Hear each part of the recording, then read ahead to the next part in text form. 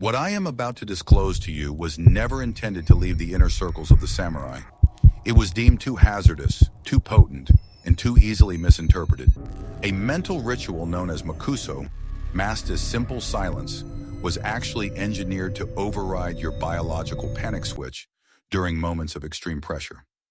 You have been conditioned to believe that stress is normal and that a racing heart is just a part of life. But that is a lie designed to keep you reactive, predictable, and weak when it matters most. The truth is, your heart rate is not supposed to spiral out of control when you face pressure. It is supposed to obey you, and the samurai knew exactly how to enforce that command. Right now, your nervous system is fragile, overstimulated, and constantly hijacked by invisible threats that do not exist. Notifications, deadlines, and social pressure all train your body to remain in a low-grade state of alarm. You feel it every time your chest tightens, every time your pulse jumps before a difficult conversation, and every time your breath becomes shallow without you even noticing. And here is the dangerous part. The more you ignore it, the more your system rewires itself to accept chaos as the default. You are not adapting, you are deteriorating. That elevated heart rate you dismiss is not harmless. It is the signal of a system losing control, slowly burning through its vital reserves. I have spent years decoding the intersection between ancient discipline and modern neuroscience, and what shocked me was this. Mokuso was not meditation in the way you think. It was a weaponized neurological reset, a protocol designed to drop the heart rate under lethal pressure, not in comfort, not in silence, but in the presence of danger. The samurai did not practice this to relax. They practiced it to survive. Somehow this knowledge was buried, diluted, and turned into something soft and passive, stripped of its original intensity. So ask yourself this. Why would a technique capable of instantly lowering the heart rate under pressure be forgotten, ignored, or almost erased? Because a person who can control their internal state cannot be easily manipulated. Right now, whether you realize it or not, your body is being controlled by stress instead of the other way around. Mokuso is the reversal of that control, and once you understand what it truly does, you will never look at your own heartbeat the same way again. You think you are in control of your body, but right now your nervous system is running a program you never consciously approved, a loop installed through repetition, pressure, and silent conditioning.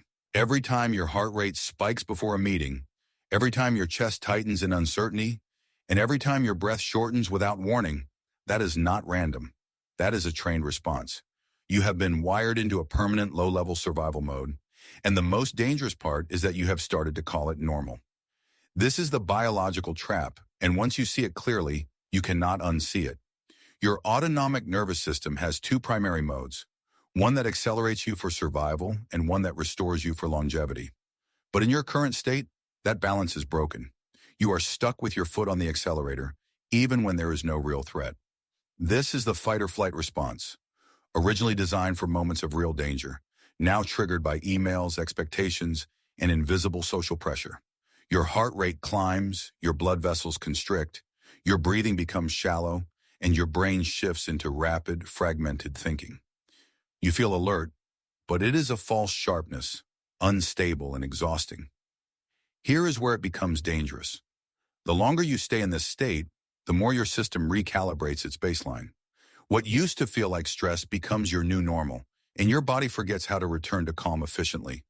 Your heart no longer knows how to slow down when it should, and your recovery time increases. Your reactions become exaggerated and under real pressure.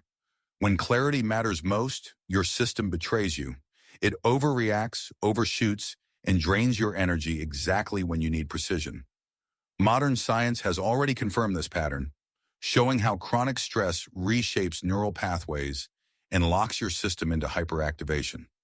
But what they do not emphasize enough is how quickly this spiral accelerates once it becomes your default. You are not just experiencing stress, you are training your body to depend on it. That surge of adrenaline and that racing pulse become familiar, almost addictive, even as they erode your control. This is why Mokuso becomes critical. Unless you interrupt this loop at the neurological level, you will continue to reinforce it every single day. You cannot think your way out of this, and you cannot relax your way out of this. You need a method that directly intervenes in the system itself, forcing your heart rate to drop even when your environment is telling it to rise. That is the threshold where most people fail, and exactly where the samurai began their training. Now we go deeper into the part they never explained to you. The mechanism that makes Mokuso so precise, so controlled, and frankly so feared when understood correctly. This is not philosophy. This is circuitry, biological command lines running beneath your awareness. At the center of it all is the vagus nerve, a massive communication highway connecting your brain to your heart, lungs, and internal organs, acting like a hidden brake system that most people never learn to use. When this nerve is activated properly, your heart rate drops, your breathing deepens, and your system stabilizes. When it is ignored, your body accelerates uncontrollably, exactly like what you experience under pressure. But here's the part that should make you pause. The vagus nerve does not respond to intention alone. It responds to signals, precise physical and neurological inputs. This is where makuso becomes surgical. The samurai were not just calming down, they were triggering a cascade through what modern science calls baroreflex sensitivity, a feedback loop between your blood vessels and your brain that directly controls heart rate in real time. When activated correctly, this reflex tells your heart to slow down even if adrenaline is present. That means you can be in a high-pressure situation, yet your internal rhythm remains steady, controlled, and almost unnaturally calm. At the same time, your brain begins shifting its electrical patterns, moving away from chaotic high-frequency activity into more stable states associated with control and awareness. This transition is linked to theta waves, a frequency range where reaction becomes deliberate instead of impulsive. You are no longer being pushed by stimuli. You are choosing your response with precision. Think of it like stepping out of a storm while everyone else is still being thrown around inside it. What makes this dangerous knowledge is how quickly it can change your baseline. Once you learn to activate the system, your body begins to remember, adapt, and rewire. Your resting heart rate lowers, your recovery accelerates, and most importantly, your tolerance to pressure expands. Situations that used to spike your heart now barely move it. That shift and that quiet control are things that disrupt the entire pattern you have been conditioned to accept. Understand this clearly. Mokuso is not relaxation. It is command over internal physiology. It is the deliberate activation of systems that already exist inside you but have been left dormant. Once you access them, the idea that stress controls you starts to collapse because you realize something unsettling. Your body was never meant to react the way it does now. It was trained into it. Anything that can be trained in can be overridden. Now you reach the part most people never get access to, the actual protocol, the precise sequence that turns makuso from a vague concept into a direct override of your internal state. Understand this clearly. If you miss the small details, it will not work. This is not casual meditation. This is controlled neurological activation, and every element has a purpose. The samurai did not improvise this. They refined it through repetition under pressure until it became automatic. First, your posture is non-negotiable. You sit upright, spine aligned as if suspended from above, chin slightly tucked, and shoulders relaxed but not collapsed. This position is not about discipline. It is about signal clarity. When your spine is aligned, the communication pathways between your brain and body become more efficient, especially along the vagus nerve.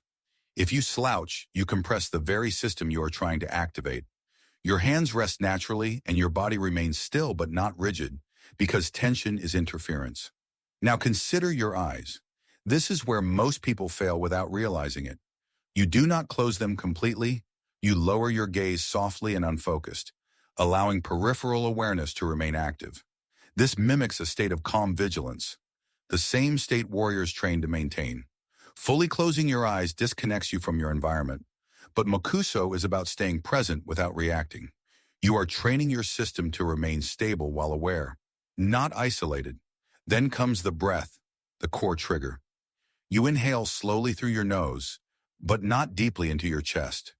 You guide the breath downward, expanding the lower abdomen first, then the ribs, then slightly into the chest. The inhale is controlled, but the exhale is where the shift happens. You extend the exhale longer than the inhale, deliberately and smoothly, without forcing. This extended exhale is the key that stimulates the vagal response, signaling your heart to slow down. However, here is the critical detail. There must be no pause between breaths. The transition is continuous, like a loop, because interruption breaks the signal. Inside your mind, you are not thinking in words. You anchor your awareness to a single internal point just below the navel, what ancient practitioners called the center. As your breath moves, your attention stays there, unwavering. When thoughts appear, and they will, you do not fight them. You do not follow them. You let them pass without engagement. This is not passivity. This is control. You are choosing where your system directs its energy. You maintain this for a set cycle, not randomly, but with intention. At first, 3 minutes will feel longer than you expect because your system is not used to this level of stillness under awareness. Then 5 minutes, then 10. As you continue, something subtle begins to happen. Your heart rate starts to drop, not dramatically at first, but consistently. Your breath becomes quieter, your mind stops jumping, and most importantly, your body begins to trust this state. This is the protocol. Simple on the surface, but exact beneath it. If you execute it correctly, you are no longer reacting to your environment. You are regulating it from within. Now you need to understand something most people never measure or track, and therefore never truly experience. The timeline of transformation when makuso is executed correctly. This is not vague self-improvement. This is a physiological shift that follows a pattern, and once it begins, it does not stay subtle for long. The first time you apply the protocol with precision, something almost unsettling happens. Your heart rate begins to drop in a situation where it should be rising, not dramatically or instantly to zero, but enough for you to notice a gap, a moment where your body hesitates before reacting. That gap is everything. It is the first fracture in the automatic stress loop that has been running your system for years. Within the first few sessions, usually within minutes of correct execution, your breathing synchronizes with your internal rhythm. You feel your pulse slow slightly, your chest loosens, and your perception sharpens instead of scattering. This is the early activation of the vagus nerve. Not fully trained yet, but responding. Most people miss this stage because they expect something dramatic, but the real signal is subtle control, not intensity. If you continue and repeat the protocol daily, the change compounds faster than you expect.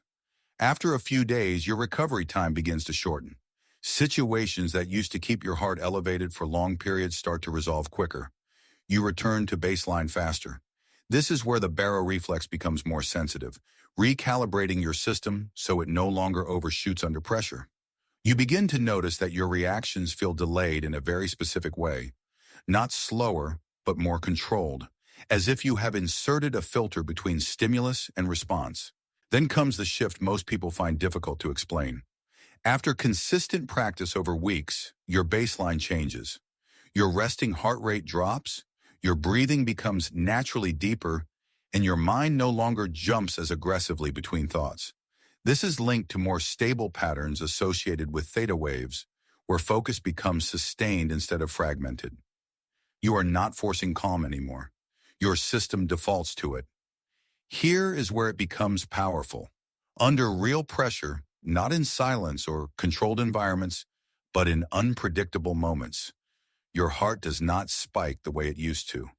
You feel the surge begin, but it does not take over. It is contained, regulated, and almost as if your body has learned a new rule. That is the moment you realize this is not a temporary state. It is a rewiring.